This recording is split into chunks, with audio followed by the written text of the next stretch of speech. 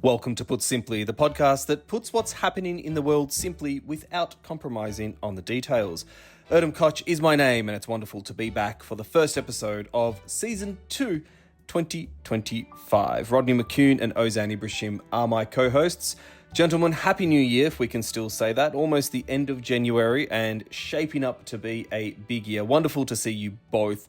Let's start with the news of the month, I suppose, let alone the day or the week, and that is the inauguration of Donald J. Trump, the 47th President of the United States. Quite the spectacle over there in the Northern Hemisphere, and indeed, no doubt, something we'll be talking about here on Put Simply for quite some time. Ozan, I want to start with you. Let's start with some of your key observations and takeaway from the inauguration, which was unique in many ways. Indeed, and Happy New Year to you.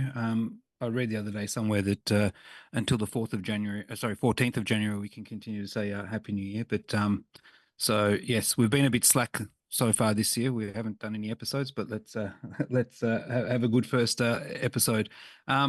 Indeed, it was a big day. I think what differed from the last inauguration we saw was that there was a lot of adherence to norms. Obviously, it has to be said that's largely because of Biden adhering to a lot of the norms around inviting Trump over and the First Lady Melania over for coffee with the First Lady Jill Biden. So there were some norms, but in true Trump style or form, there were also a lot of things that I suppose we're not used to seeing in inauguration before the Trump period. First and foremost, it was held inside the Capitol Hall, which I believe was the last time that was done was in 1985 when Ronald Reagan was re-elected for his second term. There's I think a lot of things can be said about where we are today. I think first and foremost, it's very telling that many of the people who were invited to the inauguration are going to be people, I suppose, who Trump considers to be in his inner circle. People like Zuckerberg, Meta, Jeff Bezos from Amazon, CEO of Google was there. Tim from his surname, Tim Cook from Apple. All of those tech billionaires were there. It was very interesting to see that, particularly considering that most of these people in the last 10 years have been extremely critical of Trump.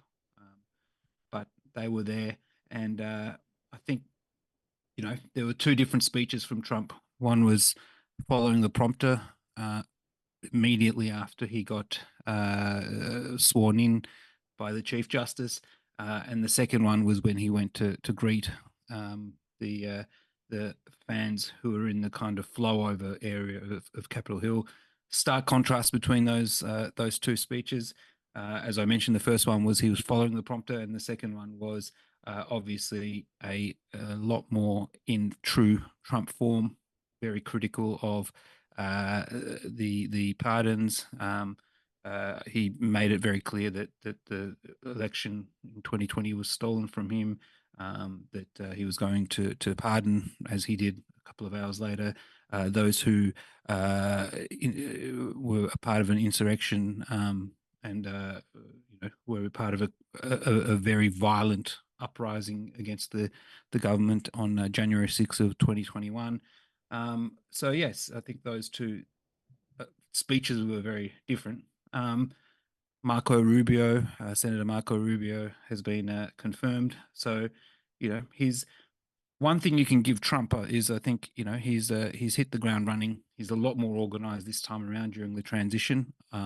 Last time around, I think it was in 2016-17. It was a bit of a mess. This time, he's got a lot of his cabinet picks already in front of the Senate, waiting to be confirmed. He's got one. I think he might have gotten two of them confirmed. He means business. I think some of those executive decisions that he's made as executive orders are showing that he means business. And I think that's frightening a few people, let's be very honest, because he has stuck to his word. He said that he was going to do a lot of things to shake the country up, and he's definitely doing that. You got to give him the fact that he is, sticking to his promises. As you just said there, Ozan. I mean, so many of the things that he's ordered on day one through his powers as president and his ability to do executive orders. If you pardon in the rioters from January 6th in just after the last election, the attempts to delay the TikTok ban and give sort of TikTok a breath or an ability to breathe and figure out a way to Americanize the company under the law. The national emergency declaration at the US-Mexico border, the withdrawal from the World Health Organization, withdrawal from the Paris Agreement. So much of the things that he has spoken about during the campaign and indeed after that, to me, it was really interesting because the speech, maybe because it was indoors, felt more like a State of the Union address than what we would sort of typically expect from an inaugural speech. But I guess, what do we now expect from Trump 2.0? There's the view that he now sort of knows what he's walking into. I mean, the first Trump presidency and the way the White House was run was chaotic. I think even his most ardent supporters would agree with that classification of how the White House was run. Do you get the sense now, Rodney, that he kind of comes into it knowing what, I guess, being a president is like, and with a very clear agenda of what he wants to achieve? Or is there a sort of a third way of looking at this that you can offer? I think he comes into it with the experience of what he did and didn't do last time. He's certainly with this raft of executive action, so it's a mixture of proclamations that don't have the same legal force as executive orders. So there's a lot of announcements. What I think is interesting, and it shows that he hasn't really learnt the game in my mind, is from day one, the world is better in America, according to Trump, in terms of how he's approached 2.0. There's none of this. We're going to set a course. We're going to take a number of decisions that are going to eventually get us to where we want to be. There's no expectation management on his part. There's just a series of big announcements, as if that suddenly changes everything for Americans. And all of a sudden, it's not we're going to progress towards the golden age of America. It's already begun, and this is day one, and everything's already rosy in the garden. The first announcement on the White Office website, though, did set out the four pillars of what he wants to achieve: safe border, affordability on energy, government reform, and of course, there's a hiring freeze at federal government level as one of the announcements on one of the executive orders, and then a return to US values, which is all the end of DEI and so on. So he has done what he said he was going to do. He's got about his task in a more efficient way. And he has made, I mean, there's a whole series of announcements. I mean, even the initiation of the process to withdraw from the WHO is one of the early announcements, as well. Obviously, government efficiency department and so on. But there's not anything yet on tariffs. Yes, there's American first in terms of foreign policy. I do think that some of the announcements that were made during the election campaign are inconsistent with some of the others, and particularly what has and hasn't got an adverse economic impact. And that's where we'll start to see some of those commitments unravel. I mean, the announcement in terms of the pardons for the January 6th people isn't a surprise, but in the same time, it's incredibly shocking, given that incident and so on. But these are all things we knew he was going to do. Yes, he's able to do them with the knowledge and experience previously, much earlier on. But does he have the ability to really change America and translate promises and ambitions and ideas that are sometimes inconsistent into action and impact? And I think we will, in the coming months, look at the announcements, but then start to evaluate performance on impact. And I'm sure that's what many Americans will be looking to do, though it all does feel very dramatic, and it's not that clear which is the most sensational of the early hours announcements, because there's lots of them to pour through. Look, I think there are two very important points here that we need to consider, and Rodney's absolutely right. I think he's learned many lessons. He's certainly learned the lesson around the fact that he is going to now surround himself with what he considers a loyal people. That becomes the number one criteria, Yeah. and also he's going to ensure that the machinery of government can work in line with what he wants to achieve. But he hasn't learnt the fact that you cannot, you can't. Governing is very different to going up during the campaign on a platform and saying whatever comes to your head. Governing is a very different scenario, and I think there are some very, very strong headwinds that he needs to deal with. He said that he was going to sort out the Russia-Ukraine war in 24 hours, and then everyone says, "Oh, nobody took that seriously." No, but it may not be possible for him to do that, but it very much reflects on what he's all about. It's about headlines. He's trying to put it out there that today the golden age begins, etc. And he's very lucky because the economy in the US is on the way up. He's inheriting a very strong economy. He's going to be cutting a lot of ribbons that President Biden and the bipartisan infrastructure bill that he got through are going to kind of enable him to do. And I think there are many, many things that perhaps people who don't follow the US politics or don't really understand US politics all that well are ignoring here. And a great example of that is the latest court case challenging the Department of Government Expenditure, for example, and that's going to slow things down. People like Elon Musk and Vivek Ramaswamy, these people are business people. They're not used to dealing with government processes. But at the end of the day, there's still a constitution in the US, and there are still courts. As much as the Supreme Court is stacked very much in favor of Trump and MAGA, etc. But there are still processes, and Biden. If you look at Biden, he was I think it was historic number of judges that he's appointed, and that was one of the smart strategic things that he did amongst many not so smart strategic things. But there are courts in the country that are not stacked in favor of Trump, and he's going to find it very difficult to get a lot of the things that he wants done quickly without facing that one piece of document that was put forward and prepared a couple of hundred years ago by the founding fathers, the Constitution, which really is designed to limit the power of people like Trump. That's what it was designed to do, and it's going to be put to the test. And I think that he really has to overcome a lot of those challenges. I mean, things like birthright, for example. He's going around saying that he's going to get rid of birthright in the US.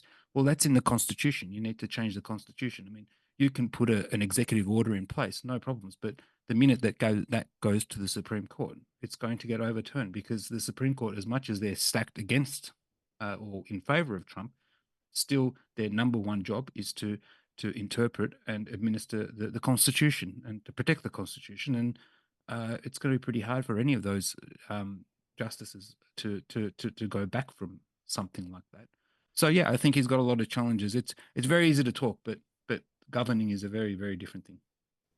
Do you know what? One other small point on it as well, Ozan, is he in one of his early executive orders he revoked the last 17, but there's more that he's revoked of the Biden administration's time executive orders.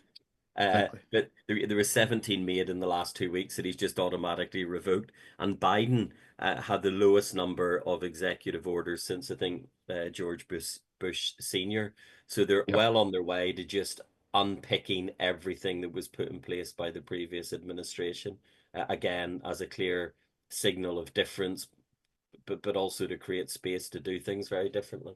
I find it interesting when we speak about whether he will be limited, though, Ozan, with obviously the Constitution, of course, trumps everything, right? Pardon the pun. But, between the three of us, we've worked in, enough sort of senior roles in corporates where you sort of know or even in levels of government. I mean, the higher up you get, yes, you may get a little bit more power and authority, but you're sort of more limited as well because, you've got so many factors competing. You've got multiple internal stakeholders, external stakeholders, rules. You do one decision here, it affects a decision over there, and sort of there's so many competing interests that you sort of need to take a decision on. And world leaders or leaders of countries, particularly in democratic ones, are sort of the same. Like you can attempt to do X, but you need to also consider Y and Z, or the whole alphabet really of factors that you need to do. I just get the feel that Trump doesn't have that.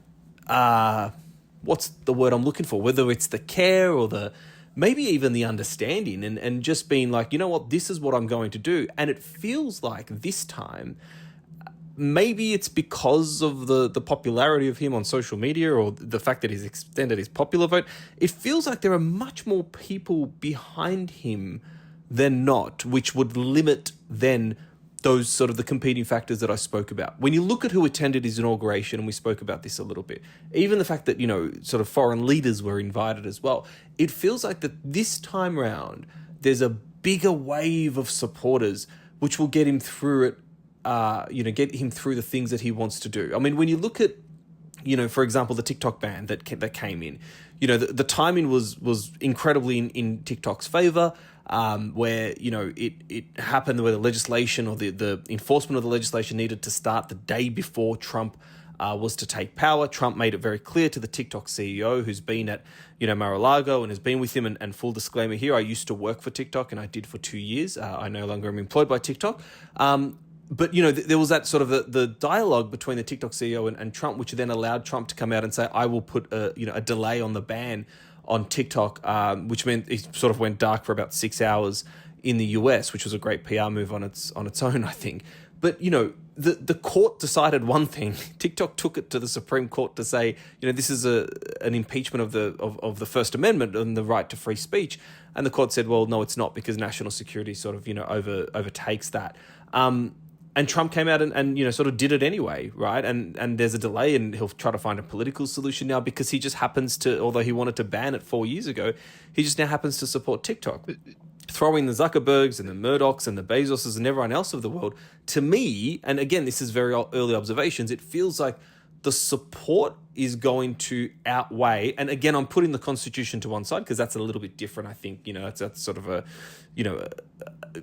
a different conversation. But I think overarchingly, we are going to see things that we didn't see last time, and things that are probably outside of what we would assume is the norm, only because this time I think he has more supporters than he did last time. Adam, there is no 100% agree with you. There is no doubt that there is a greater momentum behind his presidency this time around compared to 2016. There is no doubt about that. However, he still needs to be able to get his agenda across. Now, right now, there is absolutely nothing that the Democrats can do to prevent his agenda. However, for him, the real opponents or the opposition right now isn't the Democrats. It's that wide coalition. Some may label it as an unholy alliance of people that he has brought together.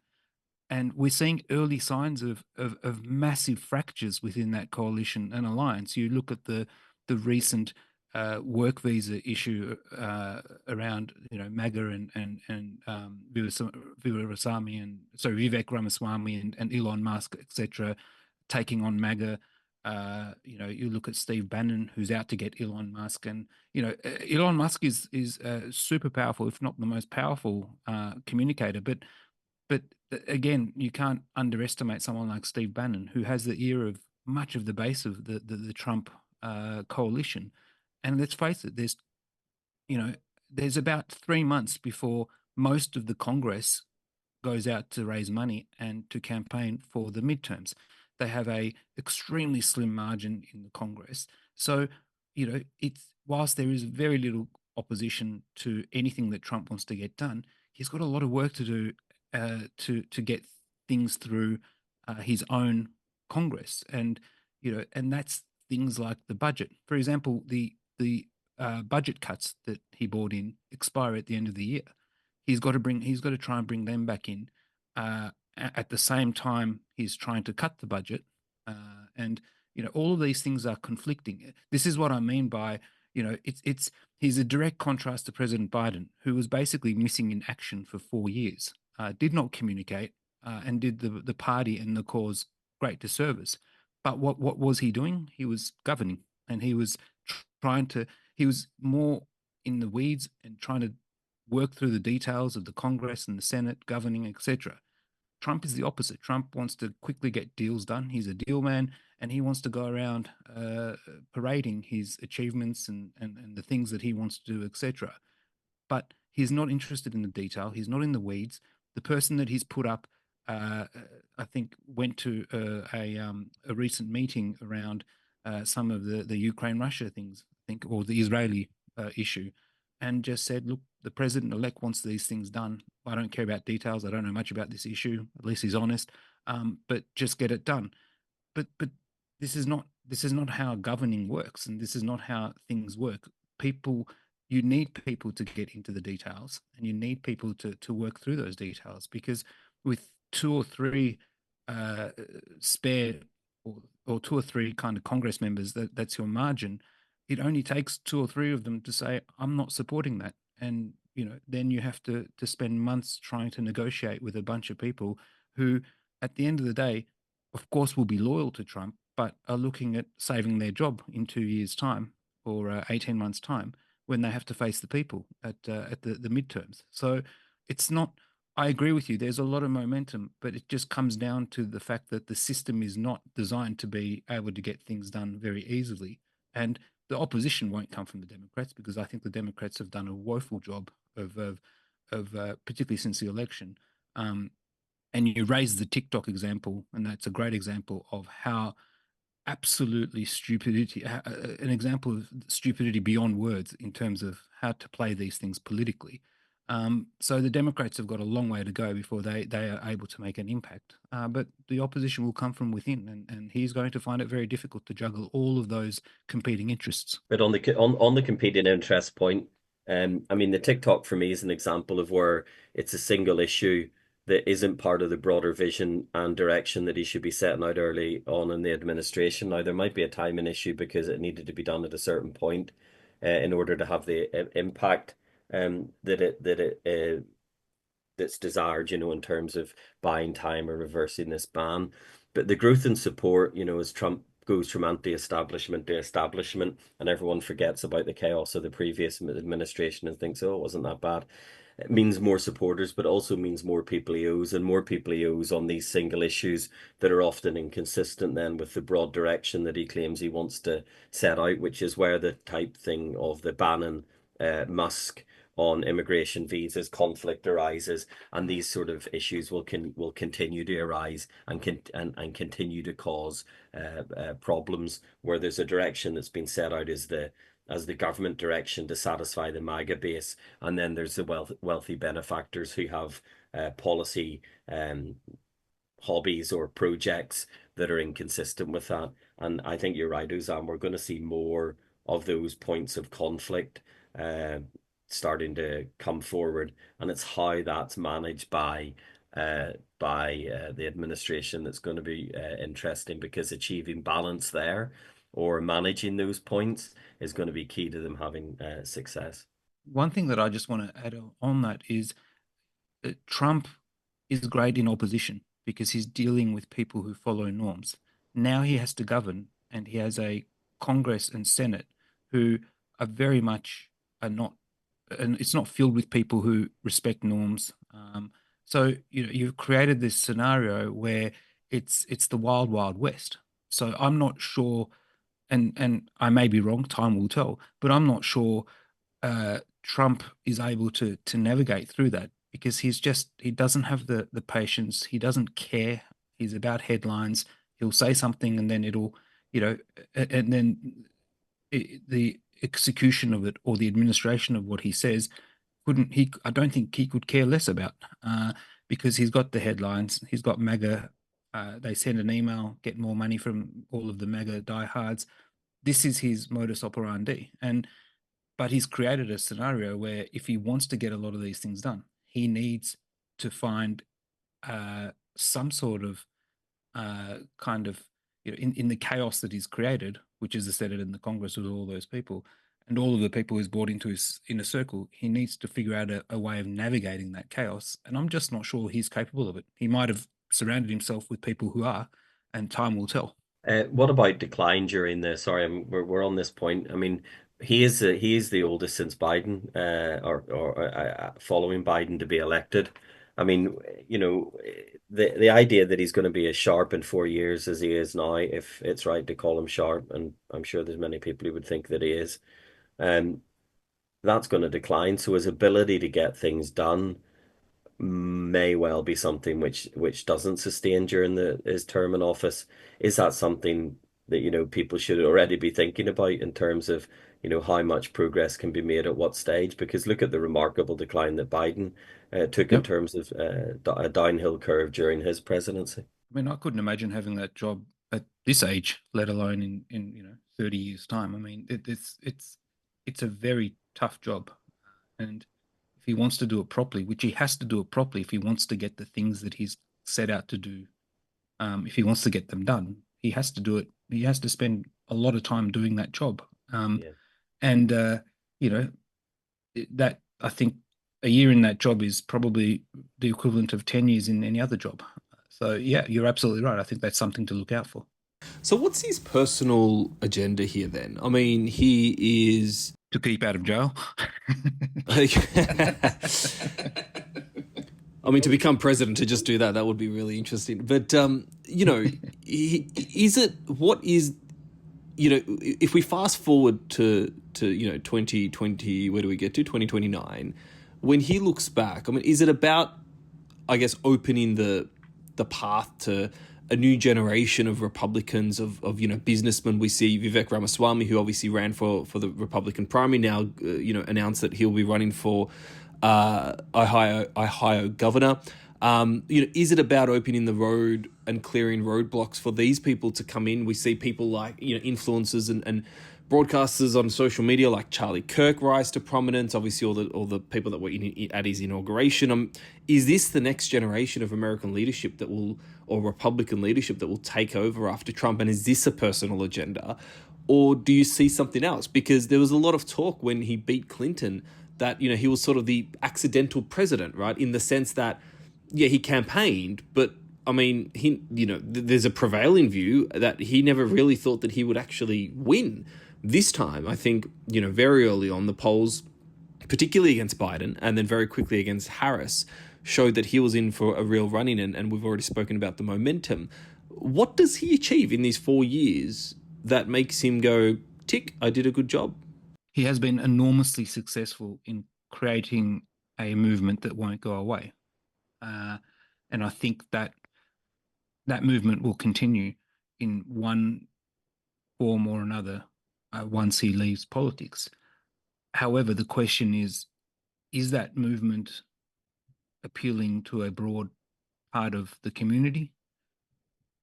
I think you could probably argue that it's not.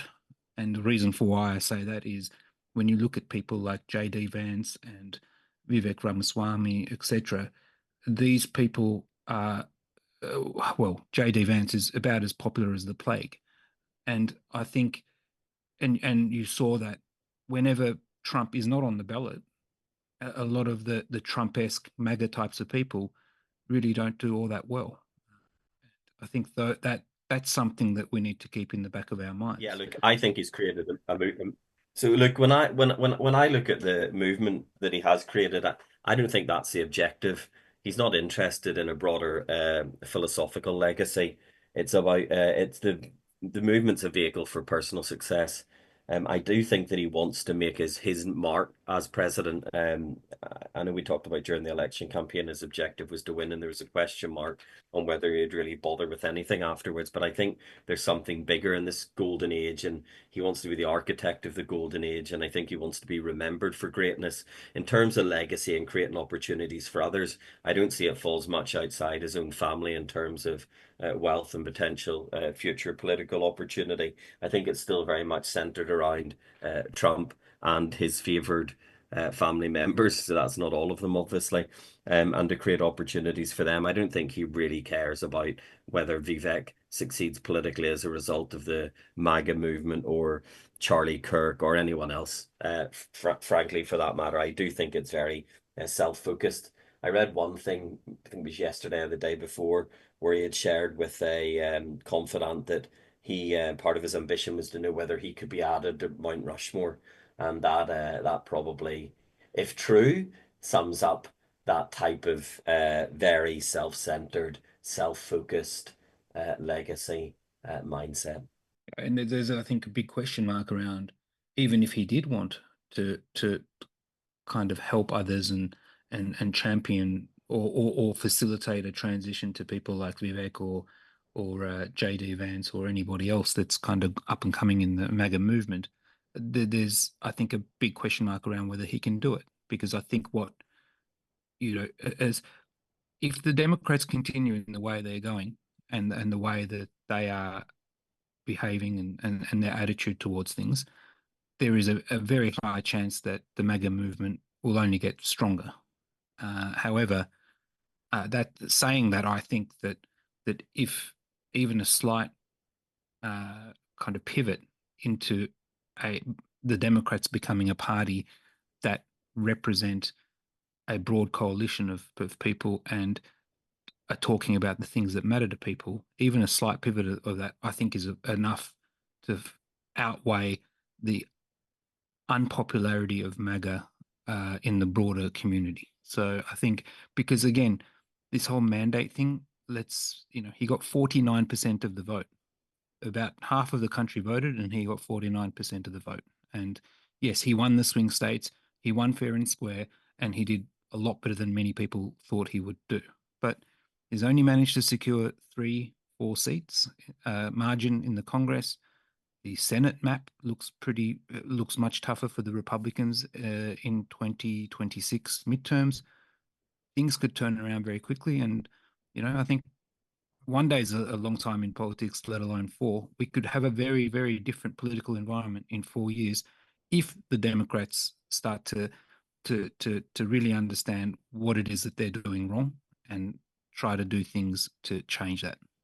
Let's look at the implications beyond the US and internationally. You've already mentioned, Ozan, that he said that he'd end the war in Ukraine, but one of the, I guess, the watch-outs and where he's a real wild card is indeed what's happening in the Middle East. Now, of course, he did say about a week or so ago that all hell would break loose in the Middle East if the hostages weren't returned, of course, referring to the hostages that Hamas was holding after its an attack on Israeli soil about 15 months ago now, which of course started that brutal war, which of course Trump has no baggage on, right? He hasn't aided Israel's current war. He hasn't, in many ways, as what I guess the Biden administration did, sort of, allowed this to continue to the level that it did. It didn't safeguard, some basic rights of the Palestinians, and there's been a lot of criticisms around that, and indeed we've spoken about that at length on this podcast. What happens now in the Middle East? What role does Trump play in the ongoing war that Israel, I guess, has launched against particularly the Gaza Strip, but the Palestinian people, and as well as the retaliatory attacks and the ongoing ones by Hamas? What does Trump do? Does he work the Saudi card and use that to sort of, I guess, somehow find an agreement or a peace deal of sort? What happens, Rodney? He'll continue to pursue the Abraham Accords because it's his, and that could provide context for something positive to happen in Gaza and for the Palestinians within the context of Israel having closer relations with Saudi Arabia. So that's the trade-off. So it may be something which could be sold to Israel, which it wouldn't have been the case as a standalone issue. But in terms of a changing dynamic in terms of relations within the region and trade opening up and so on, at the same time as providing some security for the Palestinians, which would be obviously a win for the likes of the Gulf Arabs or the Saudis. And that could be the context. And because the Abraham Accords was a Trump initiative or a administration. We should explain what the Abraham Accords are, maybe for those people who might have forgotten or don't know. Yeah, so under it's a very important point. Yeah. First presidency, he reached accommodation with UAE, Israel, Bahrain, and one other, which will come to me in a second, in terms of opening up borders, embassies being in the other countries, establishment of relations which weren't anything other than incredibly cold and hostile prior to that, and overlaps in terms of cultural exchange and all these other areas to start to build up a level of movement and interaction between countries which before that had been if not sworn enemies, incredibly frosty in terms of their relations and recognition of the state of Israel. Now, that obviously made some progress, and then as things got hotter in Gaza and other areas in terms of friction and Israeli action, military action within the region, it caused some tension in those relations, but they never terminated. So the platform of the Abraham Accords, which was really significant at the time, is still there. It'll provide opportunities for revisiting those types of agreements, and the West Bank, Gaza, potential for progress towards a Palestinian state there in terms of growing the relationship beyond the UAE and Bahrain to include Saudi Arabia, which is obviously the huge prize for Israel. Now, the only other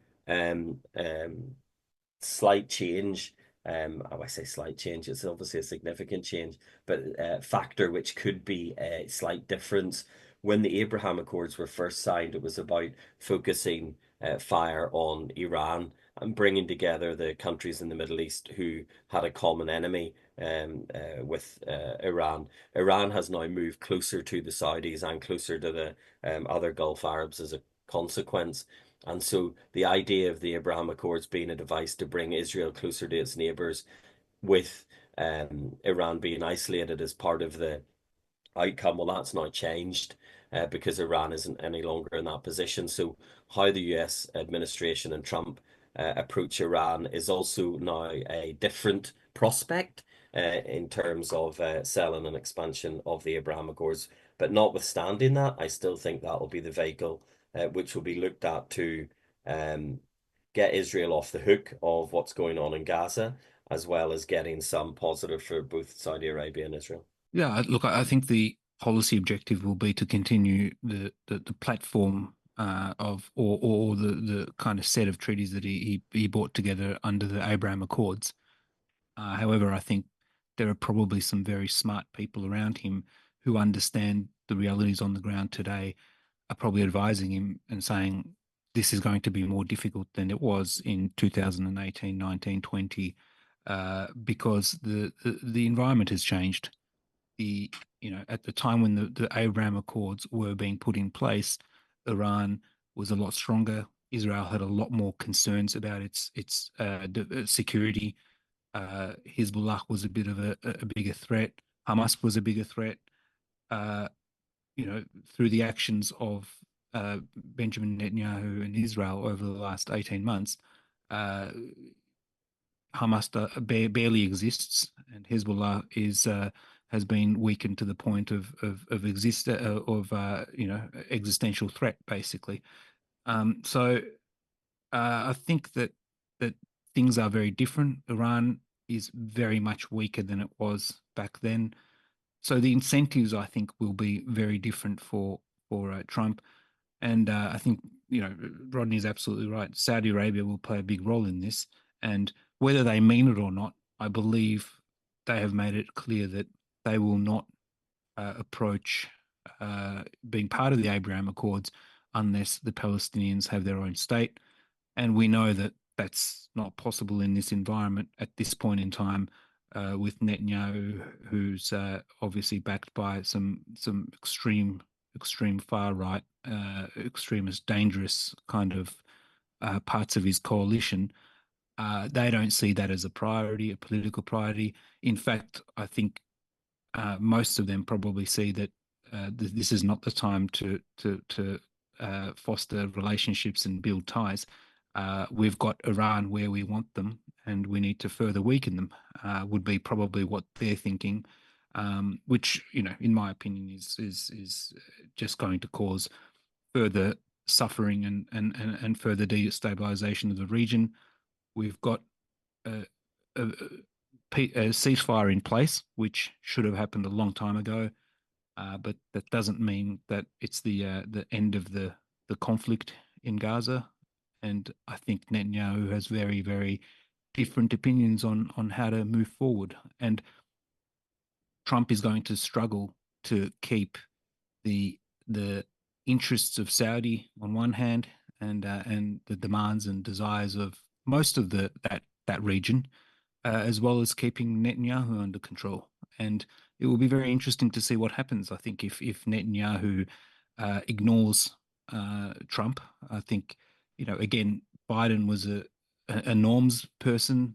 He was always of the view that Israel, whatever they did, and they did a lot of bad things in the past 6 months, would unconditionally receive US support.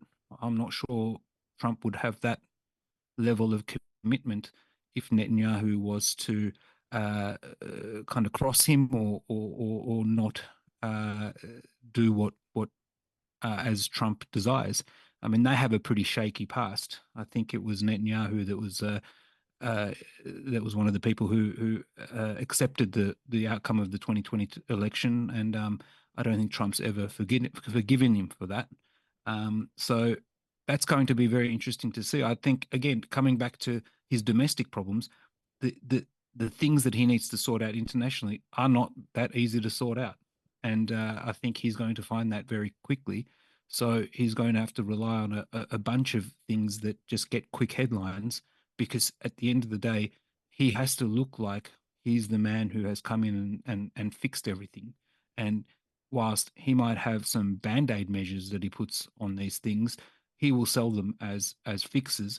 But for anybody, for the people who know a lot more than me about that region, they will be the first ones to tell you that if you want long-term stability and peace in that region, there are a whole bunch of things that you need to do, which at this point in time look very difficult for Trump to handle. Yeah, it's just very, very Trump, isn't it? Where he'll say something that you think, well, this could either be a policy position or it could be a momentary distraction, and who knows? And people like us are sitting there trying to deconstruct what it means. And well, I think strap in, gents. It's going to be a very, very interesting 4 years. A very good time to be doing a podcast looking at what's happening around the world.